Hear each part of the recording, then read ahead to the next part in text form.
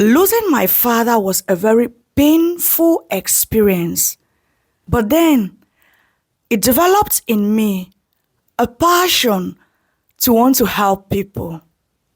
So, yeah, this is my story why I decided to become a diabetes educator. My father was born and raised in Bamenda, Cameroon, but later he migrated to Boya in search of a better life. He was a wonderful father, filled with love and life, but like many others, he was struggling with diabetes.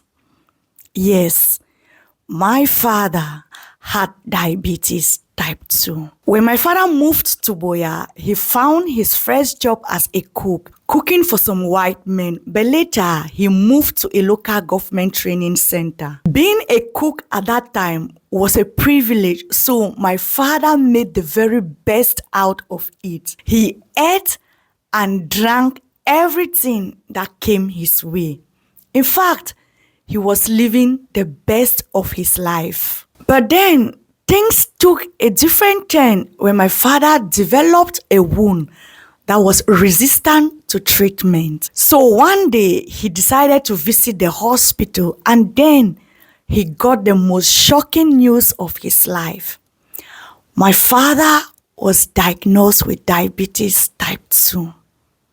Mind you, he was the first in his family to have diabetes. So it was a devastating news to my father and the entire family. My father developed complications like high blood pressure, diabetic neuropathy, meaning his nerves were damaged, which explained why his wound was resistant to treatment. My father was given two options to save his leg, either to scrape or remove the dead skin from the affected leg or for his leg to be amputated. But after a thorough examination, the doctors decided then to remove the dead skin from the affected leg, which means that my father's leg was not amputated. After the dead flesh was scraped from my father's leg, a reconstruction was done. So what happened was that some patches of flesh were removed from my father's upper leg to fill the affected area. This procedure is known as autotransplantation, where flesh is removed from one part of your skin to another part of your body. The procedure was indeed a success, and after a couple of months, my father was finally discharged to be fully recovered at home. To cut the long story short, my father lived and struggled with his diabetes until one fateful Sunday evening, he had a malaise,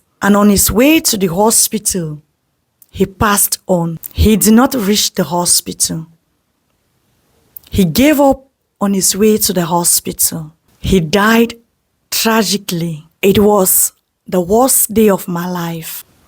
I lost my father to diabetes.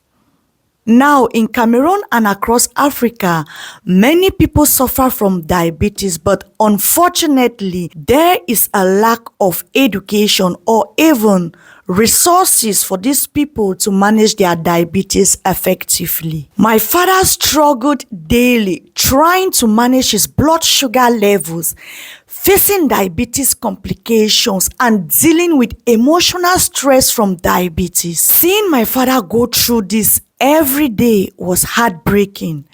But then I realized that there were many other people going through the same situation like my father, struggling to manage their blood sugar levels without proper information or support. So this inspired me to take action. I wanted to make a difference, to help other people to manage their diabetes more better, to provide the education that was desperately needed. So when I had the opportunity to travel to Belgium, I knew this was my chance. Belgium offers advanced medical education and training, so I was determined to learn everything I could about diabetes management and education. It wasn't an easy journey, but then it was one journey I knew I had to take. During my studies, I learned about the latest research, the best practices of diabetes management, and how to effectively educate others. It was an eye-opening experience to me, and I knew that with this knowledge, I could actually help more people back at home and make a real impact in their lives. And currently, I am fulfilling my mission as a diabetes educator. I work with patients and I use this platform to teach people about diabetes management,